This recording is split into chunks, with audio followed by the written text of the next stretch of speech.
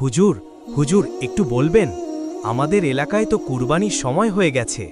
আমি জানতে চাই কুরবানি আসলে কেন করা হয়। সুবহানাল্লাহ, খুব ভালো প্রশ্ন করেছ।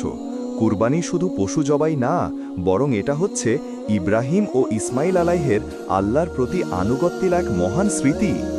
এই কুরবানির মাধ্যমে আমরা শিখি কিভাবে নিজের পছন্দের জিনিস আল্লাহর জন্য কোরবানি করতে হয়। মানে অনেকে তো বলে গরু জবাই করলেই কুরবানি হয়ে যায়, কিন্তু আল্লাহ কি শুধু জবাইটাই চায়? না বেটা, আল্লাহ বলেন, তোমাদের কুরবানির গোশত বা রক্ত আল্লাহর কাছে পৌঁছায় না, বরং পৌঁছে তোমাদের তাকওয়া। তাই নিয়ত আর খাঁটি মন থাকা সবচেয়ে জরুরি। তাহলে কি শুধু বড় গরু হলেই চলবে?